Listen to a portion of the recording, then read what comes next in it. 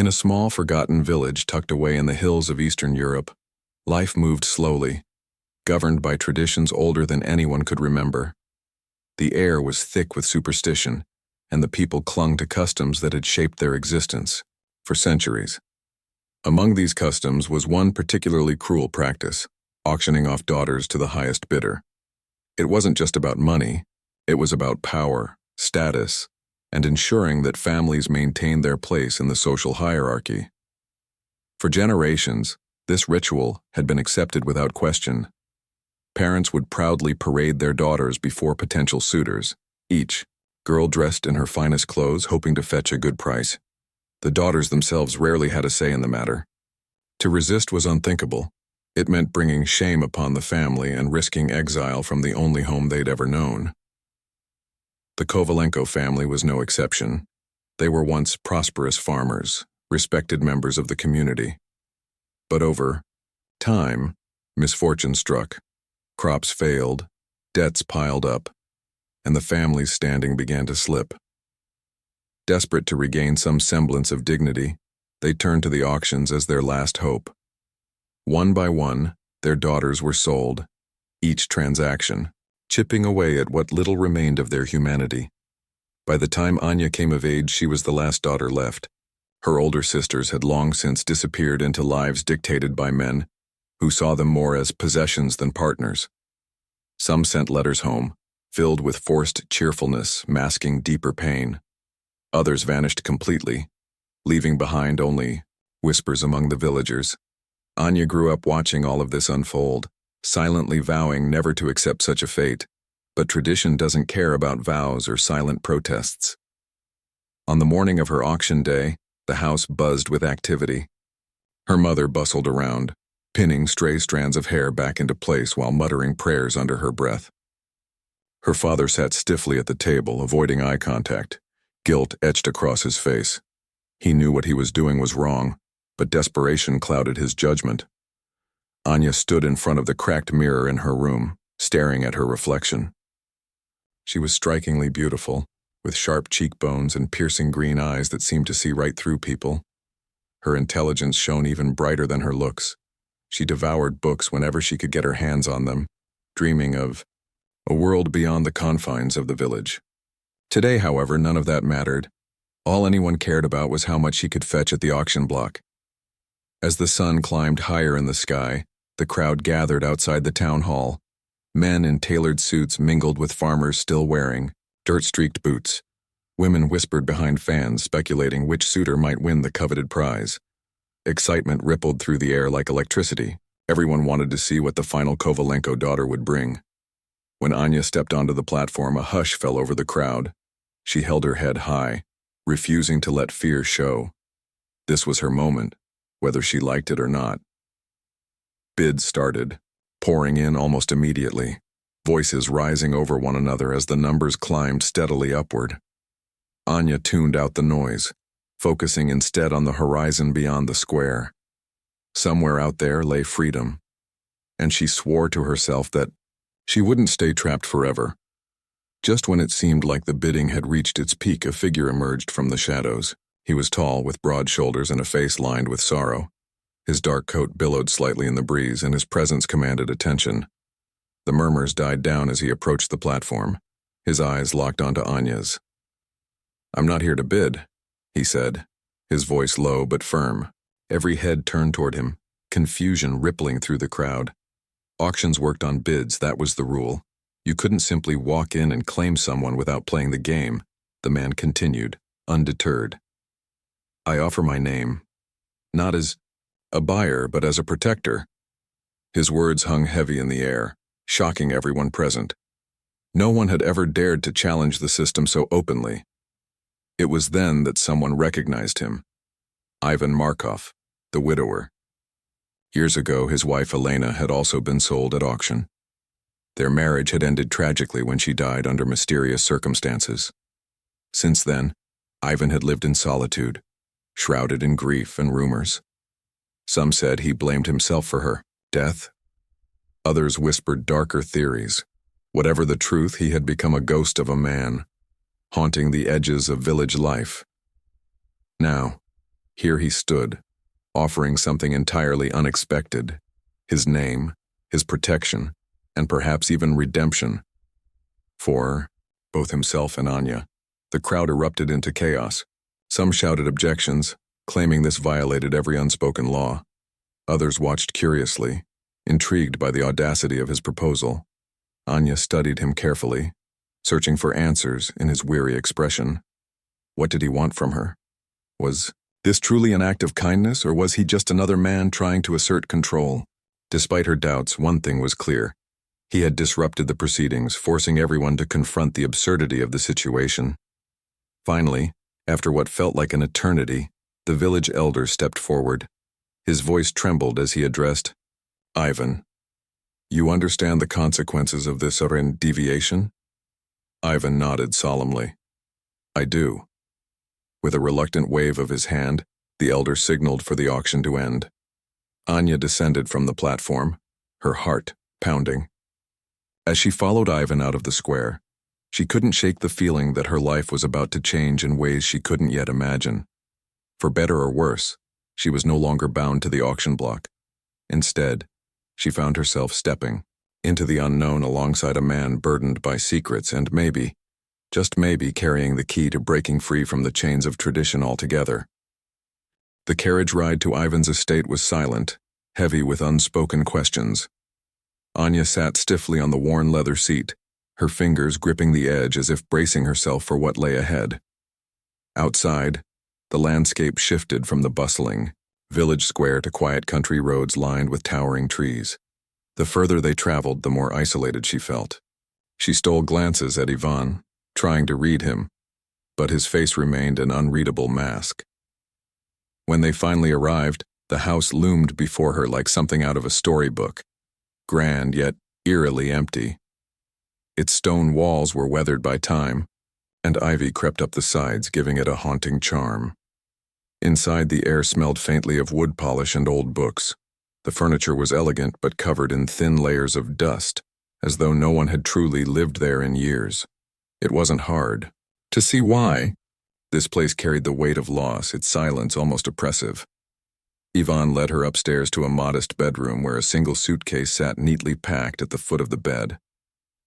This will be yours, he said simply, avoiding her gaze. His voice lacked warmth, but there was no cruelty either. He turned to leave, pausing only briefly in the doorway. Rest. We'll talk later. Anya spent the first few days exploring the house cautiously, testing boundaries without fully understanding them. At meals, Ivan joined her but spoke little. When he did, his words were measured, polite, almost rehearsed. There was kindness in his actions.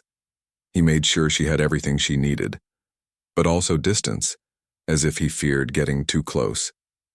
She began to wonder if saving her had been less about her freedom and more about easing his own guilt.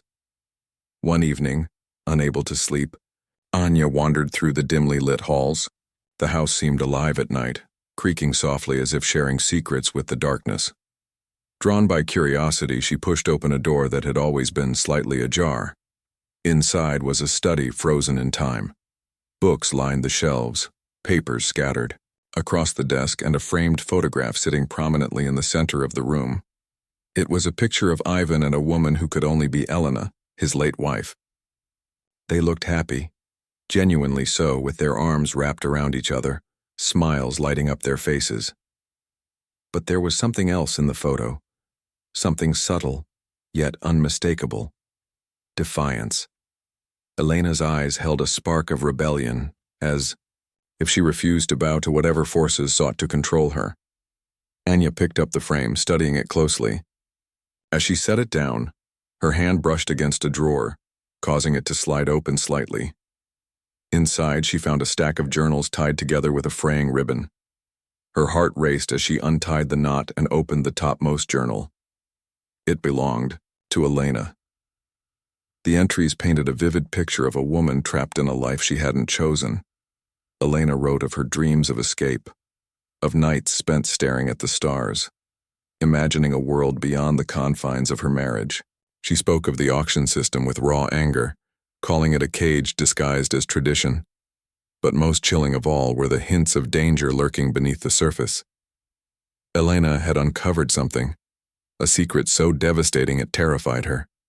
She knew, Anya whispered aloud, her voice trembling. Elena hadn't died in some tragic accident. Someone had silenced her. Over the next few days, Anya devoured every word of the journals, piecing together fragments of Elena's final days. Each entry deepened her resolve to uncover the truth. Yet, as much as she wanted answers, she couldn't shake the feeling that Ivan was watching her. Not in a menacing way, but with a quiet intensity that made her uneasy. Did he know she'd found the journals? Or worse, had he hidden them on purpose? Her suspicions grew when she stumbled upon a locked room in the attic during another restless night. The keyhole gleamed temptingly, daring her to find out what lay inside. After searching the house for hours, she discovered a small brass key tucked away in a dusty cabinet. Her hands shook as she inserted it into the lock and turned. What she saw inside took her breath away. The room was filled with files, photographs, and documents meticulously organized into neat piles. Some bore familiar names: her sister's, her mother's, even her own. Others listed girls from neighboring villages, their fates recorded in cold, clinical detail. Birth dates, auction prices, marriage contracts. It was all there, laid bare like evidence of a crime scene. Among the records, she found letters written by women pleading for help, their words desperate and heartbreaking. One letter stood out. It was addressed to Elena. The writer claimed to have proof that the auctions weren't just about tradition. They were part of a larger network of exploitation. Women who tried to escape were hunted down, their stories erased to protect the system. Anya sank to the floor, overwhelmed. The enormity of what she'd uncovered hit her like a tidal wave. This wasn't just about her or her family. It was about generations of women robbed of their freedom, their voices, their humanity. And Ivan? What role did he play in all of this? The next morning she confronted him. He was sitting in the garden, staring absently at the horizon. When she approached, he didn't look surprised. If anything, he seemed resigned, as if he'd been waiting for this moment. "I know about Elena," she said, her voice steady despite the storm raging inside her. "I know what happened to her, and I know you've been keeping secrets." For a long time he didn't respond. Then, slowly, he nodded. "Yes," he admitted. "I've kept secrets, but not for the reasons you think." He gestured for her to sit beside him, and reluctantly, she did. "Elena changed me," he began, his voice heavy with emotion. "Before her, I believed in the system. I enforced it. I tracked down women who ran, brought them back, justified it all because it was the way things are. But Elena, she showed me the truth. She fought against it until the day she died." His hands clenched into fists, knuckles white. "They killed her, Anya. Not an accident, not illness. Murder. Because she threatened to expose everything." Tears welled in his eyes, but he blinked them away. "After she was gone, I couldn't go back to the way things were. I vowed to destroy the system from within. That's why I took you. Not because I wanted another wife, but because I saw in you the same fire Elena had. You're strong enough to finish what she started." Anya listened in stunned silence. Part of her wanted to hate him for his past, for the role he'd played in perpetuating the very system that had ruined countless lives. But another part understood the weight of his guilt, the burden of carrying such a dark history. He wasn't asking for forgiveness, he was offering her a chance to fight back. "You're telling me the truth now," she said finally. "But how do I know I can trust you?" Ivan met her gaze, his expression unflinching. "You don't. Not yet. But I'll do whatever it takes to earn your trust. Together we can bring this whole thing crashing down." As the sun dipped below the horizon, casting the garden in hues of gold and shadow, Anya realized she stood at a crossroads. She could walk away, try to carve out a life somewhere far from here, or she could stay and fight, not just for herself, but for every woman whose voice had been silenced. And deep down she already knew what her choice would be. The days that followed Anya's discovery of the locked room were filled with tension and quiet determination. She couldn't unsee what she had found. The files, the letters, the photographs of women who had been sold like cattle. Each name, etched into those documents, felt like a wound, a reminder of lives stolen and dreams crushed. But now something inside her had shifted. She wasn't just a victim anymore. She was becoming a fighter. Ivan kept his promise to help, though it was clear he was still wrestling with his own demons. He began teaching her how the system worked, not just locally but across villages and towns, all interconnected by greed and fear. The auctions weren't random events, they were part of a vast network controlled by powerful families, village elders, and corrupt officials. These men didn't care about tradition or prosperity, they cared about power. And they would do anything to keep it. Anya soaked up every detail, her mind working overtime as she pieced together strategies. At first, Ivan hesitated to involve her too deeply, worried about putting her in danger. But Anya refused to sit on the sidelines. "This is my fight too," she told him firmly. "You can't protect me from this. None of us are safe until it's over." Her resolve impressed him even as it scared him. Slowly, reluctantly, he started letting her take the lead. Together, they devised a plan. They would gather evidence, reach out to survivors, and expose the truth to the world. It wouldn't be easy. Every step forward carried risks, but they had no other choice. One of the first things Anya did was try to contact her sisters. She wrote coded letters disguised as harmless updates, slipping them into envelopes addressed to friends or distant relatives in neighboring villages. In each letter, she included subtle hints, a phrase here, a question there, that might signal she was reaching out for more than idle conversation. If her sisters caught on, they could respond in kind. Weeks passed before the first reply arrived. It was from Katya, the eldest of her siblings, who lived in a wealthy household far from the village. Her handwriting was shaky, but her message was clear. "I know what you're doing. Be careful." Enclosed was a small scrap of paper with names and dates scrawled hastily, an account of girls who had disappeared after their auctions. Katya warned her not to trust anyone, especially those closest to home. More replies trickled in, each one carrying fragments of information that added to the growing puzzle. Some of her sisters had fared better than others, living comfortable lives but trapped nonetheless. Others spoke of abuse, neglect, and even imprisonment. One sister, Mira, wrote cryptically about a place called the Holding House, where disobedient women were sent to disappear forever. Anya's heart ached reading these accounts, but she forced herself to stay focused. Every story fueled her determination to tear down the system once and for all. With Ivan's help, she began compiling everything into a single dossier, a damning record of crimes spanning generations. But gathering evidence wasn't enough. They needed allies, people willing to stand up and speak out. That meant risking exposure, confronting villagers who might turn them in, and facing the wrath of those in power. Anya knew the stakes were high, but she also knew they couldn't win alone. Their first real breakthrough came when a young girl named Lena attempted to escape the night before her auction. Word spread quickly through the village. Runaways were rare, and the authorities reacted swiftly. A search party was organized, torches lighting up the dark countryside as men combed the woods for her. When Lena was finally caught, she was dragged back to the village square in front of a jeering crowd. Her punishment was swift and brutal. Public humiliation followed by confinement until the auction resumed. Anya watched from the shadows, her fists clenched so tightly her nails dug into her palms. She wanted to intervene, to scream at the top of her lungs, but Ivan held her back. "Not yet," he whispered urgently. "We need proof. We need witnesses."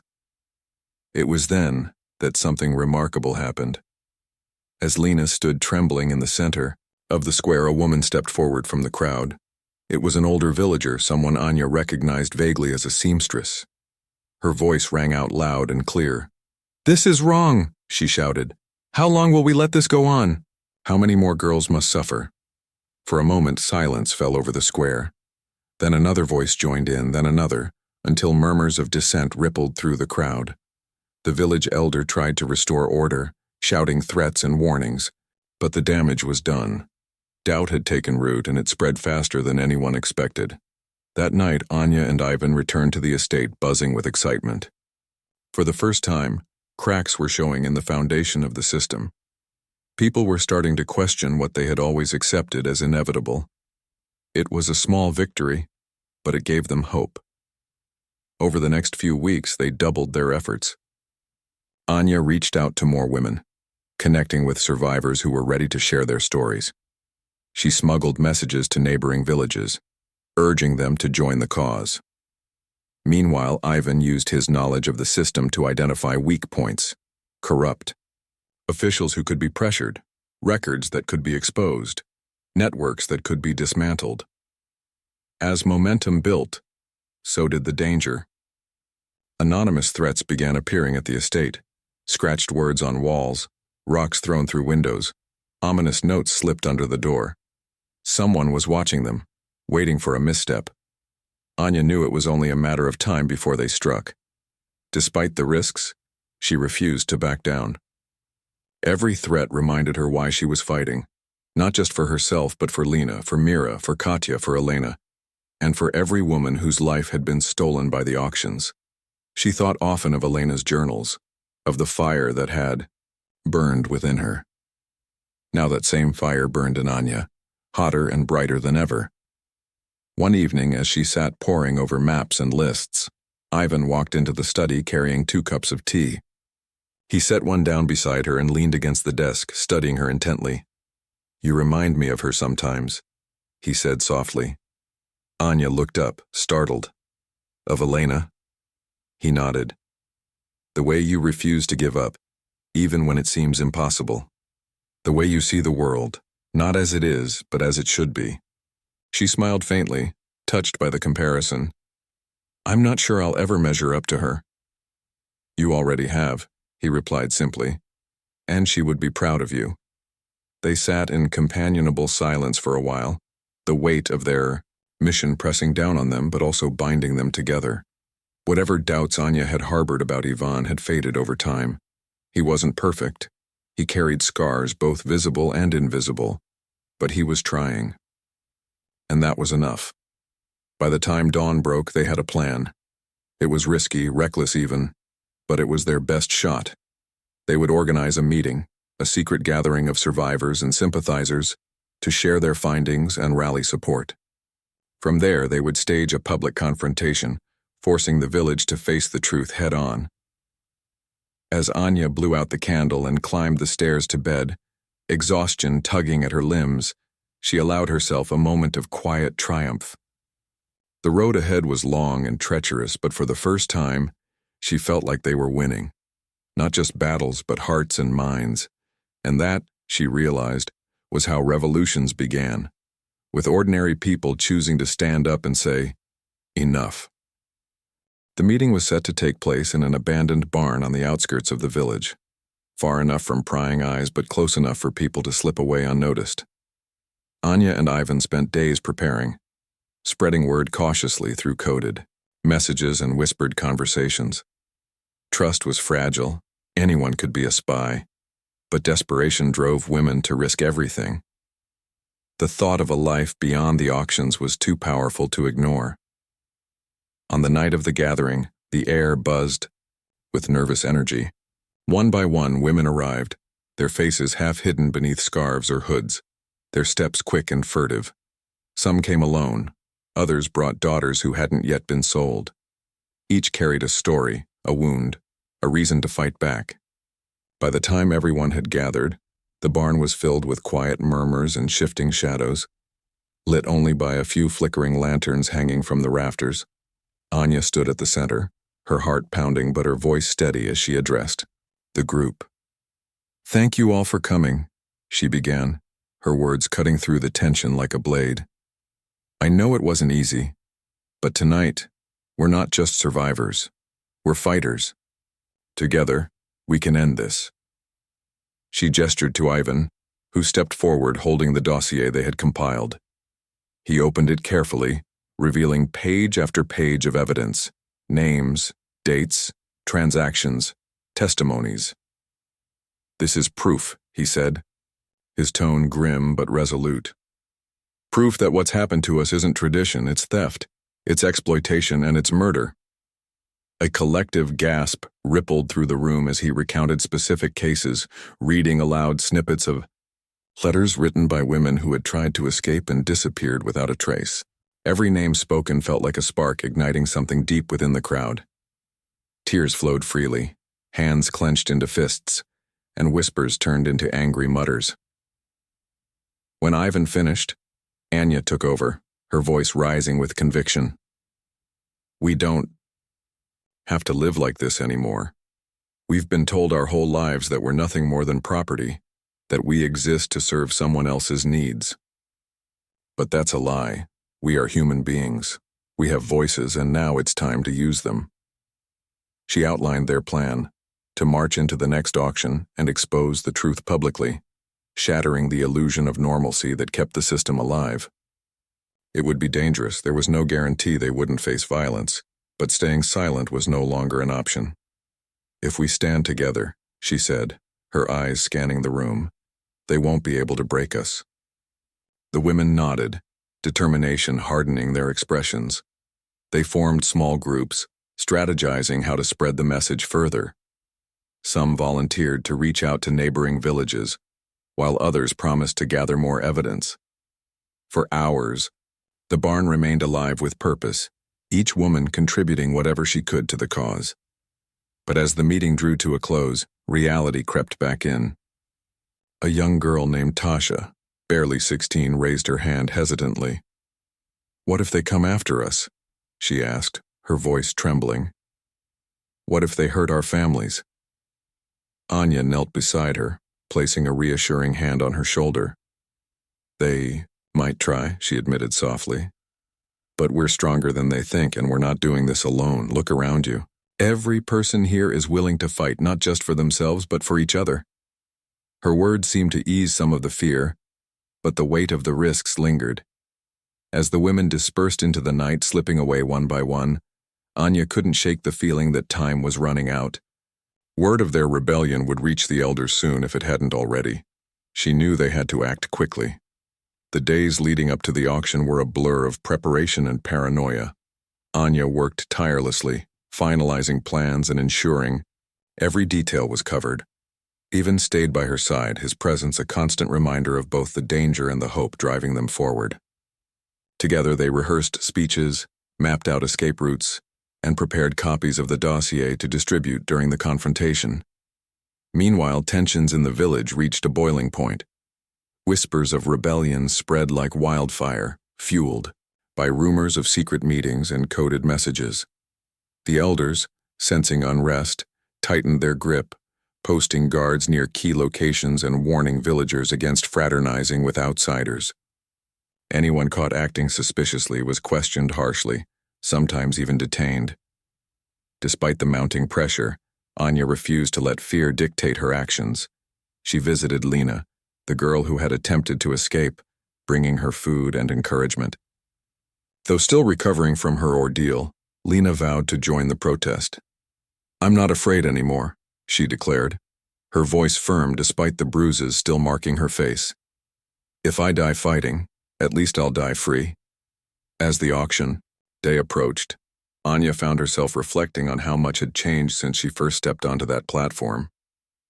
Back then, she had been a frightened girl, powerless and resigned to her fate. Now she was a leader, a symbol of resistance. The transformation wasn't easy, but it was necessary. Every sleepless night, every moment of doubt, had led her here. On the morning of the auction, the village square buzzed with anticipation. Men dressed in fine suits mingled with farmers in worn boots, their laughter masking the unease simmering beneath the surface. Women stood in clusters, whispering anxiously about the strange atmosphere. Something felt off, though no one could quite put their finger on it. Anya watched from the edge of the crowd, her pulse racing. Around her, the women who had attended the barn meeting began arriving, their faces set with quiet resolve. Each carried a copy of the dossier, ready to distribute, it when the time came. Ivan lingered nearby, his expression unreadable but his posture tense. Finally, the auctioneer climbed onto the platform, calling for silence. His voice boomed across the square as he introduced the first girl, a terrified teenager clutching her mother's hand. Bids started pouring in immediately, just as they always did. But before the price could climb too high, a sharp whistle pierced the air. Heads turned as a figure stepped forward. It was Tasha, the youngest member of their group. Her chin trembled, but her voice rang out clear and defiant. "Stop!" she shouted. "This isn't right! You're selling us like animals!" For a moment there was stunned silence. Then chaos erupted. Women surged forward, shouting accusations and brandishing copies of the dossier. Survivors shared their stories, their voices overlapping in a cacophony of pain and anger. The auctioneer stumbled backward, his face pale with shock as the crowd turned hostile. The elders tried to intervene, barking orders and threatening punishment, but their authority crumbled under the weight of the uprising. Villagers who had once supported the system now looked on in horror, realizing the truth behind the facade. The auction dissolved into pandemonium as the women refused to back down. Amid the chaos, Anya locked eyes with Ivan. In that moment, they both understood. This was only the beginning. The fight ahead would be long and grueling. But for the first time, they weren't alone. They had ignited something, a spark of rebellion that refused to be extinguished. And as the crowd roared its defiance, Anya felt a surge of pride. The chains were breaking, one link at a time. The rebellion didn't end with the collapse of the auction. If anything, it was only the beginning of a much larger battle, one that would test every ounce of courage and resilience the women had mustered. The elders, humiliated and enraged by the public exposure of their crimes, lashed out in desperation. Guards were dispatched to round up the ringleaders, threats were issued to anyone suspected of involvement, and curfews were imposed to stifle further dissent. But fear no longer held the same power it once did. The women had tasted freedom, however fleeting, and they weren't about to let it slip away.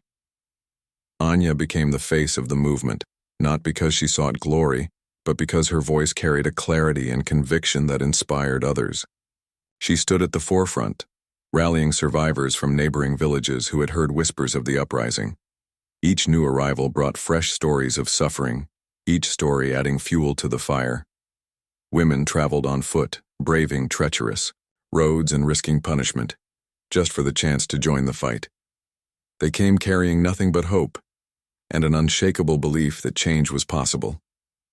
As word spread, so did acts of defiance. Daughters scheduled for future auctions began refusing to comply, locking themselves in their rooms or fleeing into the woods where sympathetic villagers hid them. Mothers, once complicit out of fear or tradition, now openly defied the elders, shielding their children from the system they had once upheld. Even some men, ashamed of their roles in perpetuating the practice, joined the resistance, offering resources, protection, or simply their silence. But the backlash was fierce. Homes were raided, families torn apart, and anyone caught distributing the dossier faced severe consequences. One night, as Anya and Ivan worked late into the evening organizing testimonies, a group of armed men surrounded the estate. Torches flickered menacingly outside the windows, casting eerie shadows across the walls. Ivan grabbed Anya's arm, pulling her toward a hidden passageway he'd prepared long ago for moments like this. "We need to go," he urged, his voice low but urgent. "Now." She hesitated, glancing at the piles of documents scattered across the table. "What about the evidence?" "There's no time," he said firmly. "If we stay, they'll destroy everything, and us along with it." Reluctantly, she followed him down the narrow staircase leading to a cellar beneath the house. From there, a tunnel stretched into the darkness, its exit hidden deep in the forest. As they emerged under the cover of trees, Anya looked back at the estate one. Last time, flames licked the windows, consuming months of painstaking work. Her heart sank, but she forced herself to keep moving. The evidence may have burned, but the truth lived on, in the hearts of those who refused to be silenced. Over the following weeks, the resistance regrouped in secret. They met in barns, caves, and abandoned buildings, piecing together what remained of their efforts. Survivors shared their memories, recounting details of auctions, disappearances, and abuses they had endured. Anya listened intently, committing every word to memory. The physical records might be gone, but the collective voice of the women was stronger than ever. One evening, as they huddled around a makeshift campfire, a woman named Irina spoke up. Her hands trembled as she recounted how her sister had vanished after trying to escape her marriage. "They said she ran off with another man," Irina said bitterly. "But we all know the truth. She's dead because she dared to dream of something better." Her words struck a chord, igniting a wave of raw emotion among the group. Tears flowed freely, but so did anger. Anger at the lies, the oppression, the sheer injustice of it all. Anya rose to her feet, her silhouette illuminated by the firelight. "We can't bring them back," she said softly, her voice cutting through the quiet sobs. "But we can honor their memory. We can make sure no one else suffers the way they did." Her words inspired action. The women decided to march, not just through their own village, but through every town and settlement touched by the auction system. They would carry banners, chant slogans, and share their stories until the entire region knew the truth. It was a bold plan, fraught with danger, but none of them hesitated. This was their moment, their chance to reclaim their dignity and rewrite history. The day of the march arrived under a sky heavy with clouds. Hundreds of women gathered at the edge of the village, their faces painted with streaks of dirt and ash, as symbols of mourning and defiance. Some carried signs made from scraps of wood and cloth, scrawled with messages like, "We are not for sale," and "Enough is enough." Others clutched photographs of loved ones lost to the system, holding them high as they walked. At the head of the procession stood Anya, flanked by Ivan and a few trusted allies. She wore a simple dress, its fabric worn thin from years of use, but her posture radiated strength. As the crowd began to move, their footsteps echoed like thunder against the cobblestone streets. Villagers stepped out of their homes to watch, some cheering in support, others turning away in shame. News of the march spread quickly, drawing attention from nearby towns and even distant cities. When they reached the square where countless auctions had taken place, Anya climbed onto a makeshift platform, a stack of crates, and addressed the swelling crowd. Her voice carried far beyond the confines of the village, amplified by the sheer force of her passion. "For too long we've been told that our worth is measured by the price someone is willing to pay for us," she declared, her words ringing out like a battle cry. "But today we stand here to say, we are more than transactions, we are human beings, and we will not be bought or sold anymore." Cheers erupted, drowning out attempts by the elders to regain control. Men who had once participated in the auctions hung their heads in shame, while younger generations raised fists in solidarity. The tide had turned, and there was no going back. In the weeks that followed, the momentum continued to build. Journalists from larger cities arrived, drawn by reports of the uprising. Their articles exposed the horrors of the auction system to a wider audience, sparking outrage and calls for reform. Authorities, unable to ignore the growing pressure, launched investigations into the practices that had thrived unchecked for centuries. Arrests were made, not of the rebels but of those responsible for maintaining the corrupt network.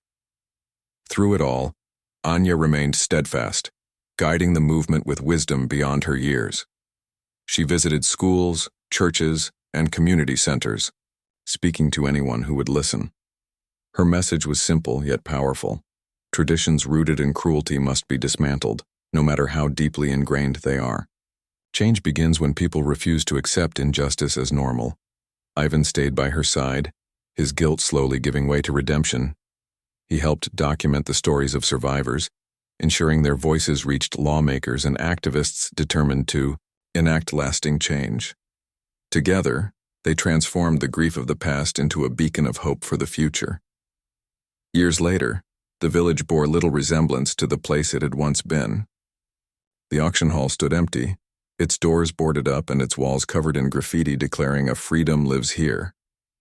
Girls attended school instead of being paraded before suitors, and mothers no longer feared losing their daughters to a life of servitude. Statues of women holding banners replaced monuments to outdated customs, serving as reminders of the courage it took to break free. Anya returned to the village occasionally, standing quietly in the square where it had all begun. She thought often of Elena, whose journals had sparked the journey, and of her sisters, whose strength had fueled her resolve. Though scars remained, both visible and invisible, the healing process had started. One crisp autumn morning, she visited her mother's grave, kneeling to place a single flower atop the weathered stone. "We did it," she whispered, her voice steady despite the tears welling in her eyes.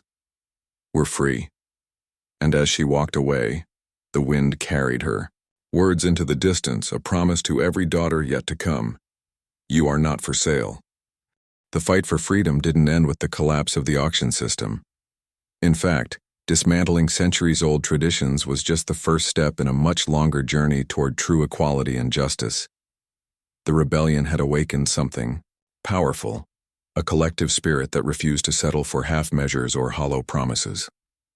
For Anya, this meant continuing the work even when the initial excitement faded and the world moved on to other headlines.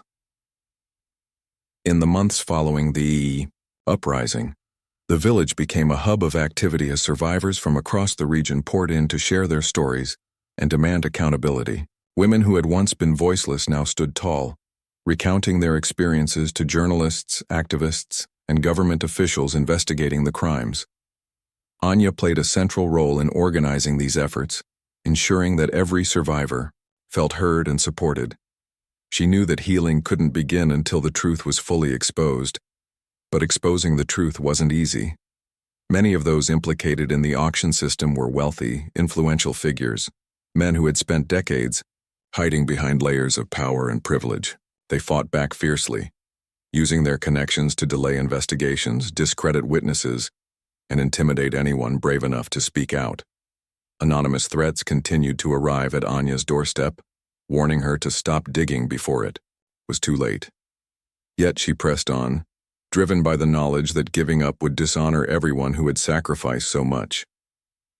Ivan remained her steadfast ally, though his role shifted over time. No longer content to stay in the background, he took on the task of safeguarding the women involved in the movement. He used his knowledge of the system's inner workings to anticipate attacks, setting up networks of safe houses and coordinating with sympathetic villagers to protect those most at risk. His presence gave the group a sense of security, but more importantly, it reminded them that redemption was possible, even for someone burdened by guilt. One of the biggest challenges came when the authorities announced plans to compensate victims of the auction system. While the idea seemed noble on paper, the reality quickly revealed its flaws. Bureaucrats argued over how to define victims, leaving many women excluded from receiving aid. Some families tried to reclaim daughters they had sold, claiming they deserved financial restitution despite their role in perpetuating the abuse. Others demanded payouts simply because they lived in villages where auctions had taken place, regardless of whether they had participated. Anya saw this as another form of exploitation, one that reduced human suffering to numbers on a ledger. She organized town hall meetings to address the issue, inviting lawyers, social workers, and advocates to help draft fair policies. Her arguments were simple yet compelling. Compensation wasn't about money, it was about restoring dignity. Every woman affected by the system deserved support, not just financially, but emotionally and socially as well. Her persistence paid off.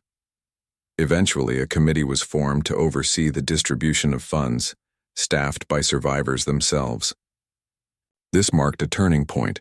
Not only did it empower the women to take control of their own futures, but it also sent a clear message to the powers that be. Decisions about their lives would no longer be made without them. As the legal battles dragged on, Anya turned her attention to education. She believed that preventing such atrocities from happening again required addressing the root causes: ignorance, fear, and inequality. With the help of volunteers, she established a community center dedicated to teaching girls skills beyond domestic labor, reading, writing, trades, and even leadership.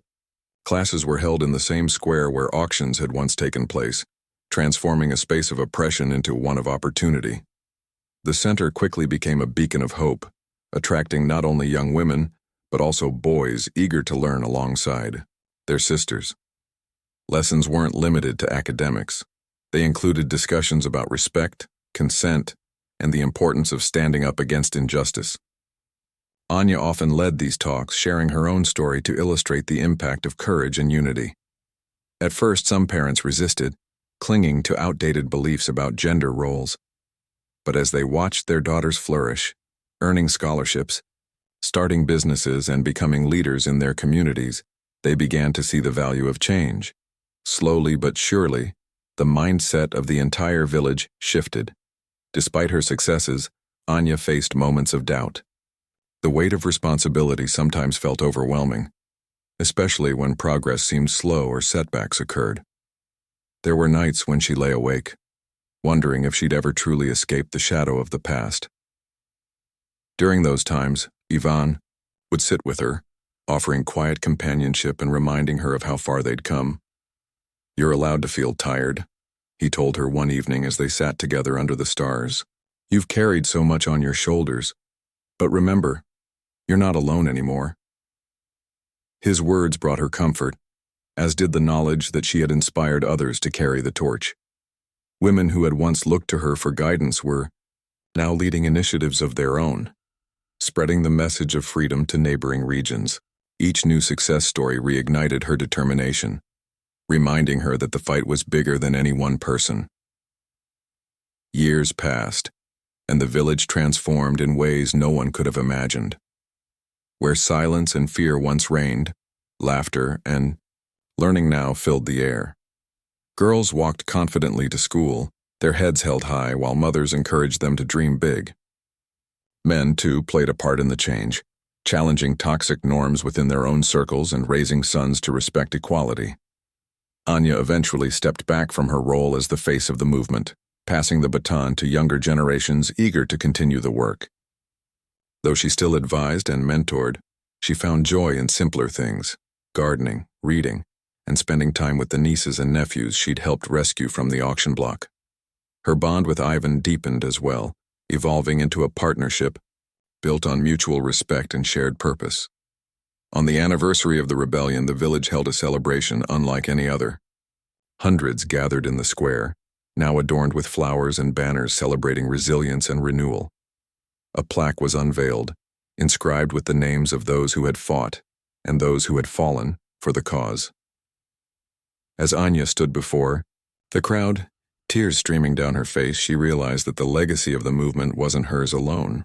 It belonged to every woman, man, and child who had dared to imagine a better world. That night, as fireworks lit up the sky, Anya reflected on how far they'd come. The road ahead wouldn't always be smooth, but the foundation had been laid. The chains of tradition had been broken, replaced by bonds of solidarity and love, and as she gazed at the faces around her, faces filled with hope instead of fear, she whispered softly to herself, "We did it. Together."